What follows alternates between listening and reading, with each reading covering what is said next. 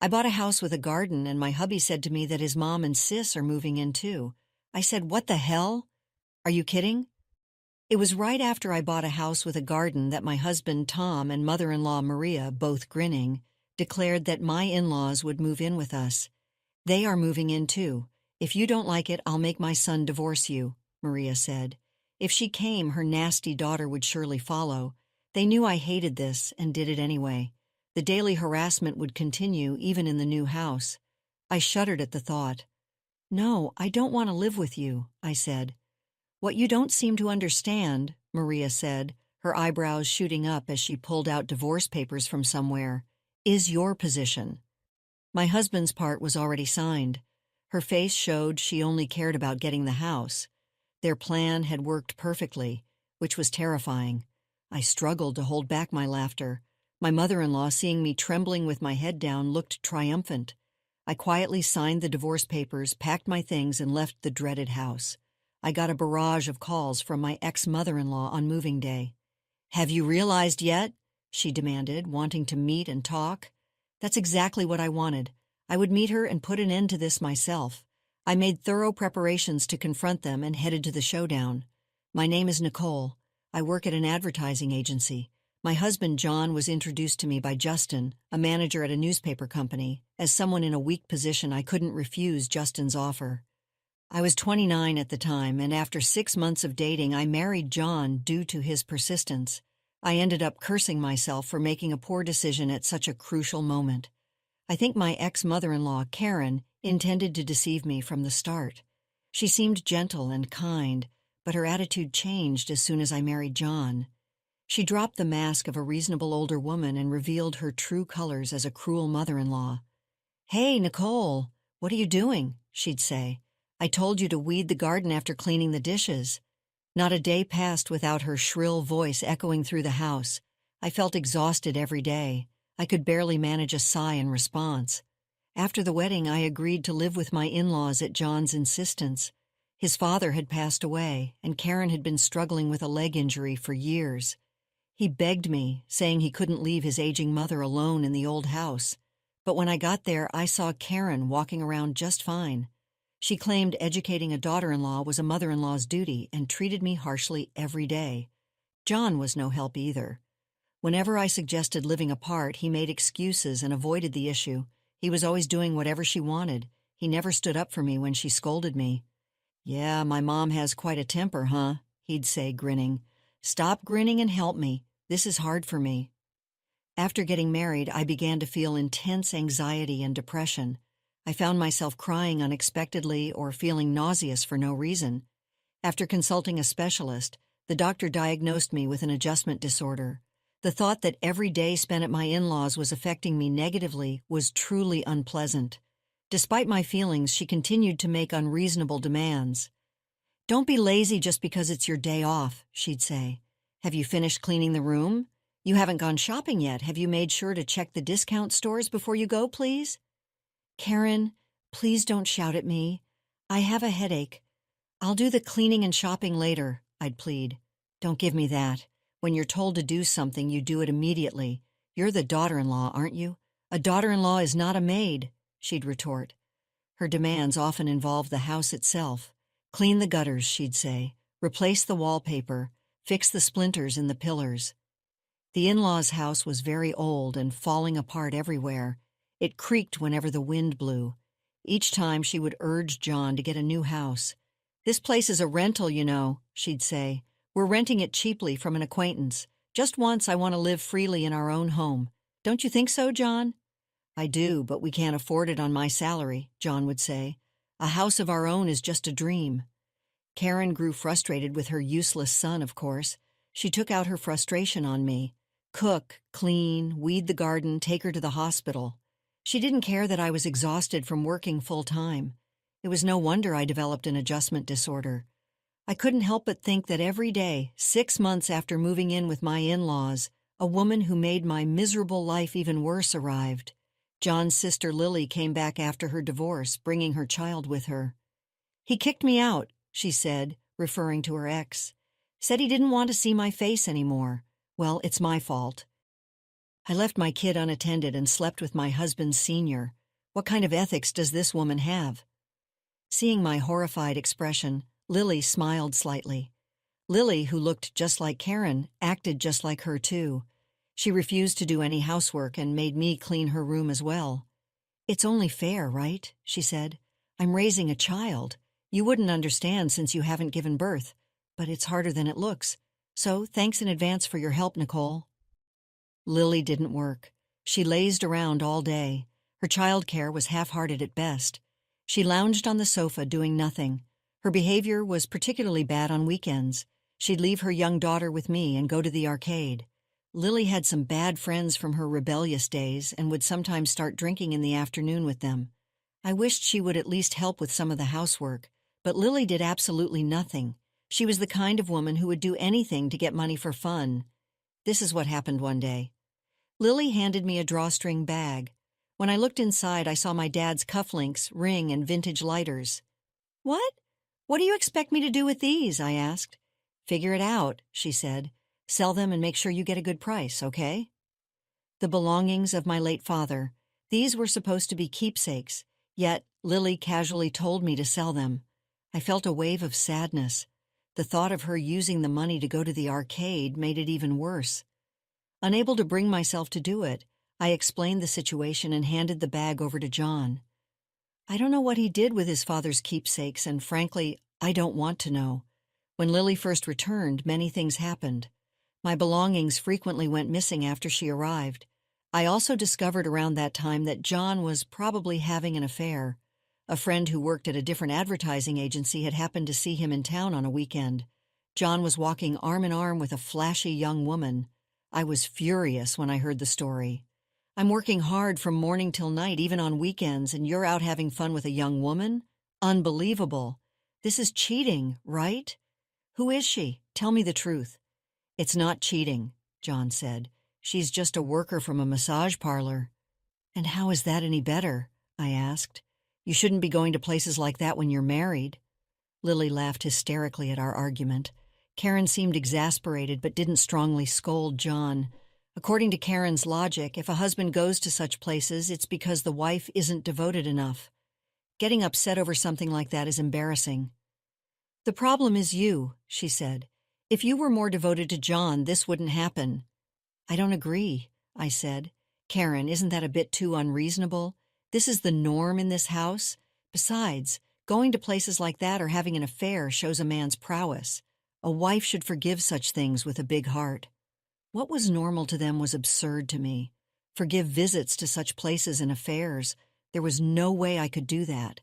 My frustration only grew. I couldn't just stand by any longer. Determined to change this unpleasant situation, I decided to take action. Karen and Lily remained the same day after day. They treated me like a servant. The two of them lounged around like sea lions on the sofa or floor, raising their voices when they were hungry. "Hey, why isn't lunch ready yet?" Karen would say. "It's already noon. Stop dragging your feet, Nicole. You're so slow. It's annoying." "Then why don't you make it yourselves?" I'd ask. "I've been cleaning the garden, airing out the carpets, and shopping with no time to rest." "Don't talk back," Karen would say. "Know your place as the daughter-in-law."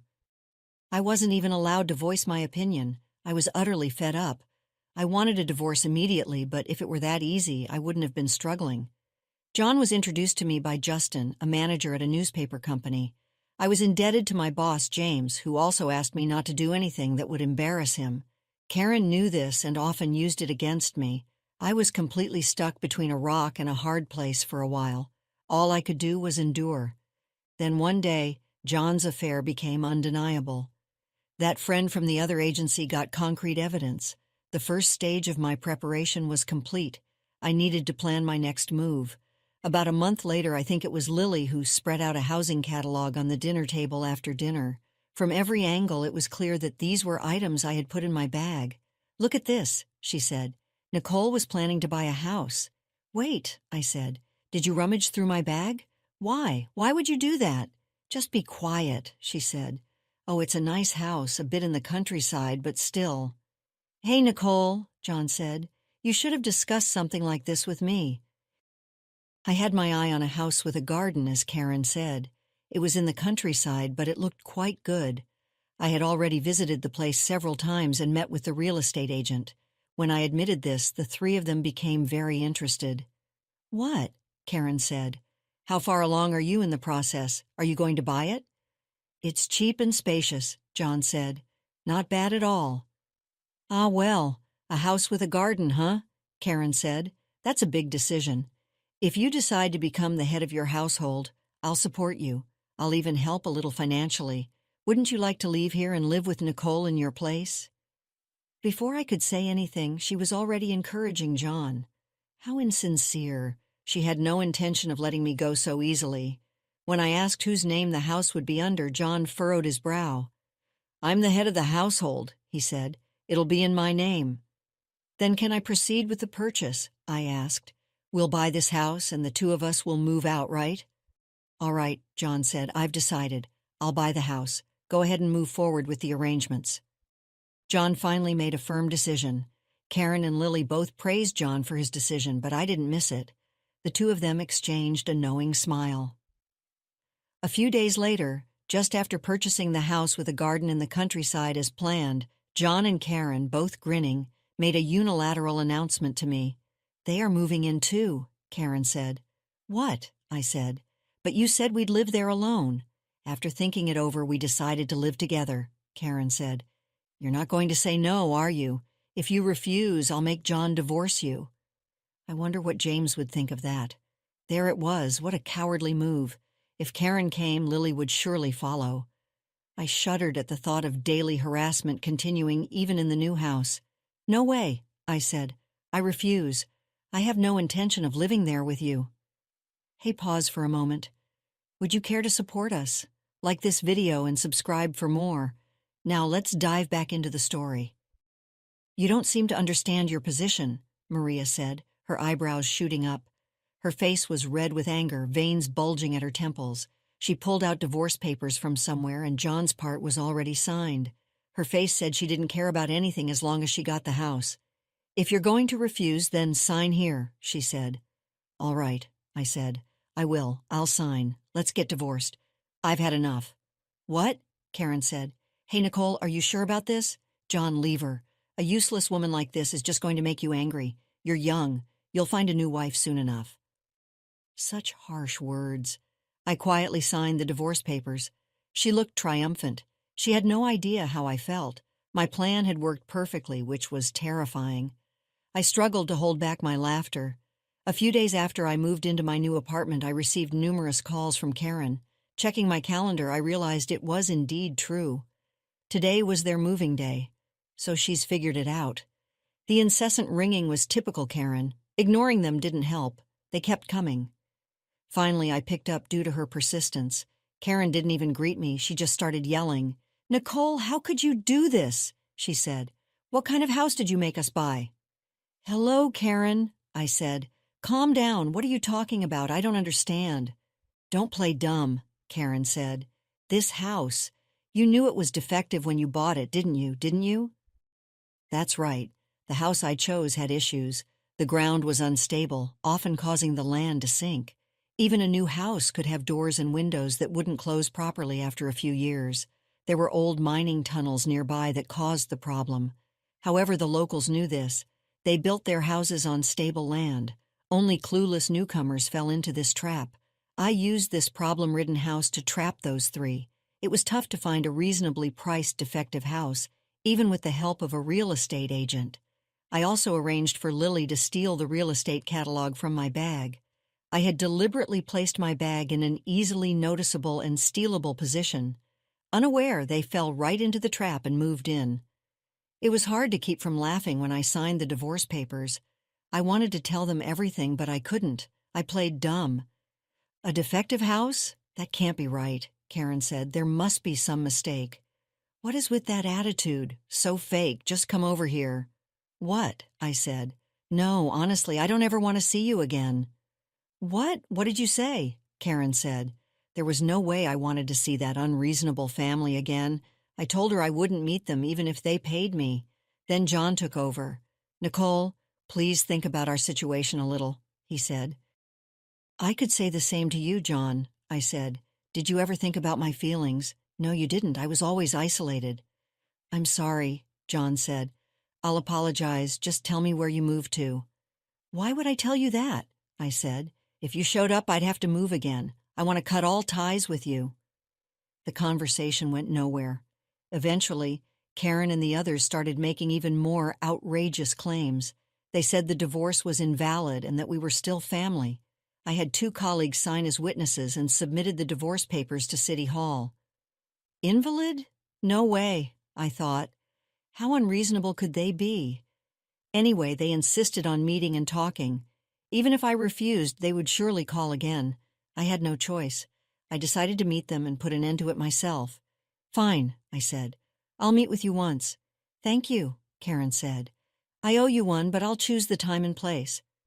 Okay. I couldn't risk being ambushed or followed. I needed to have the upper hand to ensure my safety. After making careful preparations, I arranged to meet the 3 of them at a cafe. I arrived at the designated cafe 20 minutes late. Karen and Lily were already furious about being made to wait. John had a strained smile on his face. As expected, they were predictable. How dare you keep your elders waiting, Karen said. It's so disrespectful. I don't want to hear about respect from you, I said. So what do you want? What's with that attitude? It's infuriating. We're stuck with a defective house because of you, Karen said. Take responsibility. I told you. I don't know anything about that, I said. You decided to move in on your own, didn't you? She faltered. She couldn't deny that Karen and Lily had willingly moved into the defective house. Their previous home was being renovated by its owner, so the only place they had to live was the defective house. If you're done, I have something to say, I said. Karen, I will be suing you for damages. Prepare yourself. What damages? Karen said. Suing? Why? What did I ever do to you? Tell me. You mentally tormented me to the point of developing an adjustment disorder, I said. I showed them a copy of my medical diagnosis. The 3 of them stared at it intensely. Karen's eyes were especially wide. She probably never imagined I had been seeing a psychiatrist. You never thought about how much your words hurt others, did you? I said. It was very painful for me. I felt nauseous and cried a lot. It was tough. That's because you're weak, Karen said. You were a lousy daughter-in-law and deserved it, isn't that right? That's part of it, I said. Calling me a lousy daughter-in-law repeatedly is slander. Slander is punishable by up to a year in prison or a fine of up to $3,000. What? Karen said. That's ridiculous. What's ridiculous? Karen didn't understand the gravity of her actions. She had no idea how sinful her behavior had been and how harmful her verbal abuse was. You also did other things that are punishable by law, I said. You threatened me multiple times, saying you'd tell James about the divorce. That's extortion. Wait, isn't that a bit exaggerated? Karen said. It's not exaggerated at all, I said. By the way, extortion carries a penalty of up to 2 years in prison or a fine of up to $3,000. I won't back down on this.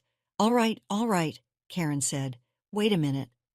Karen stepped in. Her eyes were sharper than usual. She had the look of a former delinquent, as if saying, I won't be intimidated by your threats.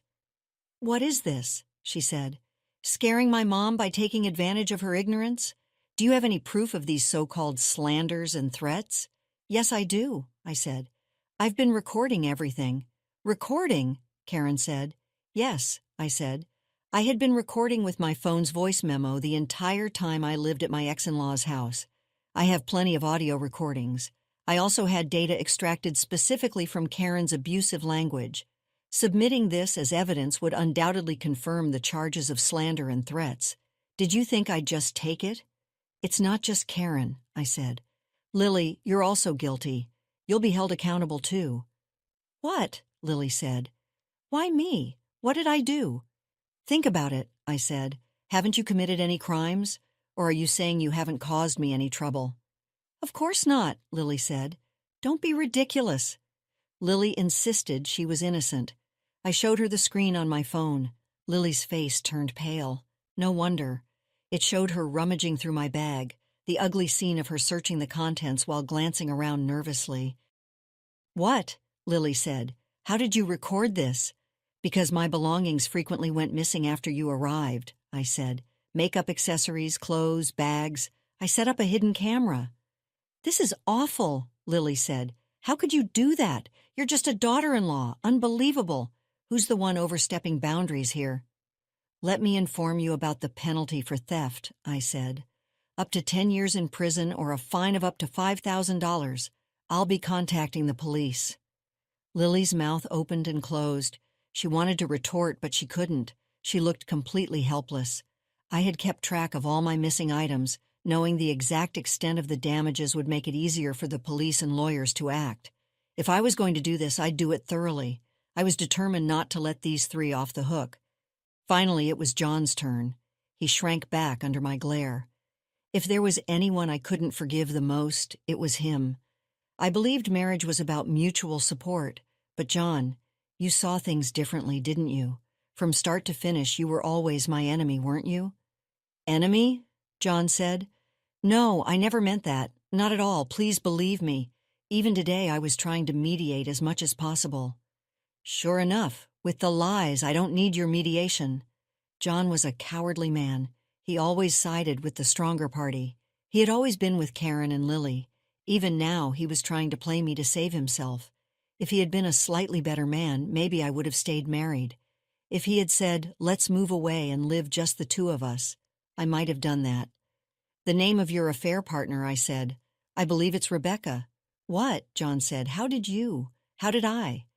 "I know," I said. "I had a friend investigate. I have a friend who's good at that.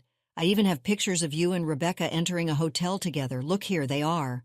No," John said. "Don't show them. Don't show them." John hurriedly tried to stop me from showing the screen. He didn't want his mother and sister to see his affair. But why should it matter? Their morals and ethics were already broken. They were a family of like-minded people. I put my phone, the copy of the diagnosis, and the pictures back in my bag. I had shown all the evidence I needed. Karen, John, and Lily seemed defeated and drained of resistance. If they did anything careless, they'd be reported to the police. They seemed scared, but unfortunately for them, I was fully intending to consult the police regardless of their actions. "I believe the police will come by eventually," I said. "Don't try to run. It'll only make things worse, and make sure you don't follow me, understand?" "Good," Karen said. "Nicole, don't be so cold. We were married until recently, remember?" "Yes," I said. "Honestly, I think marrying you was a huge mistake. I feel so relieved we're not a couple anymore.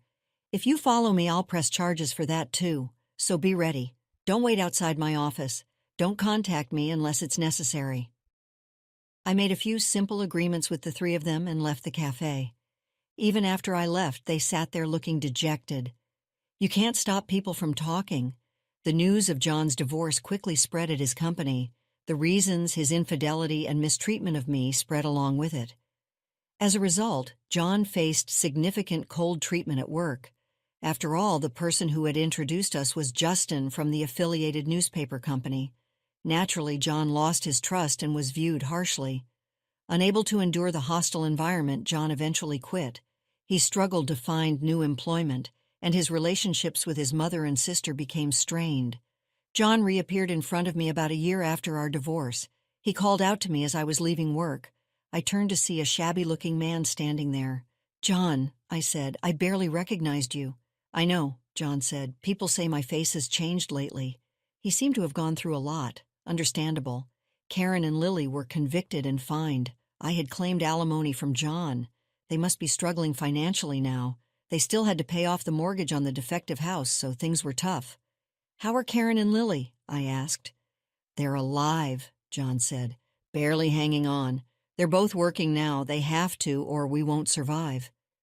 "They always say they want to go back to the old life," John said, "wanting to return to relying on my and your income. They haven't changed a bit.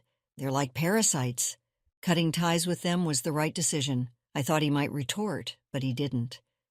John sighed deeply and apologized to me. "I'm sorry for everything," John said. "I deeply regret it. I was a fool. You were right. I should have always been on your side. I must have been out of my mind." "Your whole family has been out of their minds from the start," I said. "Don't be so cold. Please let's live together again. I'll cut ties with them for real this time. You're the only one for me." "Oh, really?" I said. Too bad. I'm seeing someone else now. Even if I wasn't, I'd never take you back. When I said that firmly, John collapsed to his knees, but a pity performance wouldn't work on me anymore. If I were less well-mannered, I would have spat on him right then. I left John there and went home. He never contacted me again. The information came from the real estate agent who had helped me. Karen, John, and Lily's lives had fallen apart. They blamed each other for their poverty, worsening their relationships. Neighbors heard shouting and glass breaking from their house almost every night. They berated and tormented each other but couldn't break free. It was nothing short of hell. They are quite isolated in the community, with no one wanting to interact with them. Eventually, they will likely sell their unsellable house for next to nothing and end up homeless with just their debts. I can picture the three of them huddling together, cursing each other under the cold sky someday. I'd like to see their miserable state firsthand after they've hit rock bottom. Meanwhile, I'm living a blissful life that seems almost unreal. It's thanks to my new partner, the one I mentioned to John. He's a successful salesperson at a major trading company, a mature man with a gentle nature who respects others' values. And he's also divorced, like me. We're planning to have a small wedding soon. My first marriage was an incredibly bitter experience. Even now, I sometimes tear up remembering the hardships. But even during those times, I feel warmth and comfort when I lean on him. This is where I belong. I took a long detour, but I finally arrived. That's how I feel. Because of the hardships I've endured, I can now be kinder to others. I want to use my experiences to live a positive and bright life. That's how I feel these days. Let's conclude the story shortly. Nicole's journey to escape her toxic in-laws was long and arduous, but she emerged victorious. The divorce, the legal battles, and the confrontation at the cafe were all stepping stones on her path to freedom. The experience left her scarred, but also stronger. The bitterness of her first marriage had taught her valuable lessons about trust, self-worth, and the importance of standing up for herself. Now, with her new partner by her side, Nicole is building a life filled with love, respect, and genuine happiness. The past is a reminder of her resilience, and the future holds the promise of a brighter, more fulfilling life. She has learned to forgive, not for them, but for herself, and to move forward with a heart full of hope. After experiencing the full journey of our story, we'd love to hear your thoughts.